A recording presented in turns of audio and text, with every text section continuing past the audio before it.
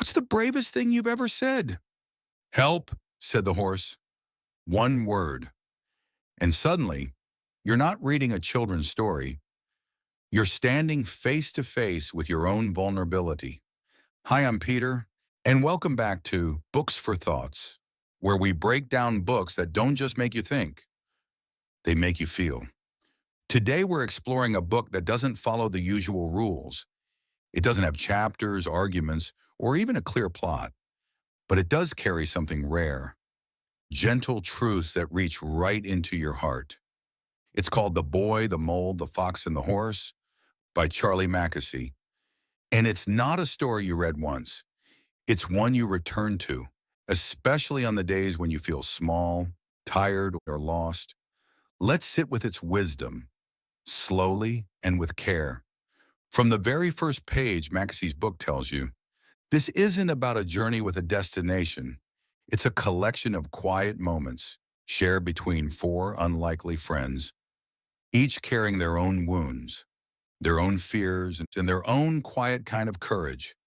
There's no villain, no climax, just a boy, a curious mole, a quiet fox, and a wise, gentle horse. The conversations are simple, but they carry the weight of what most of us struggle with: how to live, how to be kind, how to keep going. When you feel broken or uncertain, this is a book about being, not becoming. The first bond we witness is between the boy and the mole. The boy is curious, always asking, always wondering. And the mole? He's impulsive, a little clumsy, and obsessed with cake. But behind the humor is something much deeper. The mole speaks with honesty and startling emotional clarity. He says things like, being kind to yourself is one of the greatest kindnesses. And it lands, because so few of us know how to actually do that. The mole isn't wise in the traditional sense. He's not a mentor or a guide. He's more like a mirror, reflecting back the softer, more human parts we often ignore. He reminds the boy, and us, that joy doesn't have to be earned, and that asking questions is part of being alive. Their connection is built on curiosity, warmth, and acceptance. They don't try to fix each other. They just talk. And sometimes that's enough. One of the most powerful threads in the book is the quiet fear we all carry, that we are not enough, that we don't belong, that we must earn our place in the world by being useful, strong, or successful. The boy asks questions like, what do you think success is? The mole answers, to love. Simple, disarming, true. These lines sneak up on you. They make you pause. Not because they're clever, but because they feel like something your soul already knew, but had forgotten. The mole and the boy normalize doubt. They name loneliness, and they do it in a way that doesn't dramatize pain. It just holds space for it. This book isn't trying to impress you. It's trying to reach you. Through its minimal words and hand-drawn illustrations, Mackesy builds something intimate. There's no loud philosophy here, just quiet reminders that life is made up of small, repeated acts of courage, like asking for help, like admitting you're tired, like choosing kindness when you don't know what else to do. One page reads, one of our greatest freedoms is how we react to things. Another says, when the big things feel out of control, focus on what you love right under your nose. There's no need to interpret these, just let them sit. These aren't answers, they're invitations to be gentler with yourself, to pay attention, to slow down. The fox enters the story quietly, wounded, guarded, silent. He was caught in a trap, freed by the boy, and after that, he stays close but says almost nothing. And that's the point. Not everyone processes the world with words. Some carry pain too heavy to name. Some express love through presence, not speech. The fox is loyalty in motion. He listens, he watches, he protects. He reminds us that not all healing is loud, And not all strength comes from being the one who speaks the most. In your life, you may have been the fox, or maybe you've walked beside one.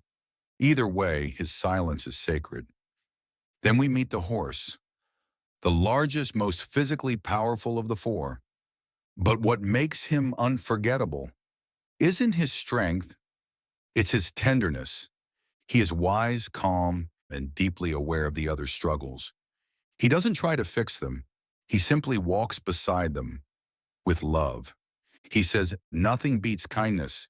It sits quietly beyond all things. The horse is the anchor of the group. When doubt arises, he offers perspective. When fear creeps in, he responds with calm. There's a moment where he reveals he can fly, but never told them because it made others uncomfortable. Imagine that, being so powerful and choosing to hide it just to make others feel safer. That's not weakness, that's grace. Each character represents a part of ourselves. The boy, curious, uncertain, seeking. The mole, joyful, impulsive, craving connection. The fox, quiet, watchful, learning to trust again. The horse, gentle, grounded, holding space for the rest. Their bond shows us that we don't need to be whole to belong, that you can be scared and brave, fragile and strong, tired and still trying. This isn't a story with dramatic transformation. No one becomes perfect. No one wins. Instead, they walk together through woods, across rivers, asking questions, offering comfort, sharing cake. It's a journey through the landscape of being human. Messy, beautiful, uncertain. Charlie Mackesy's art and words are intentionally sparse, but they carry weight. It's in the white space, the silence between the sentences, that you start to breathe differently.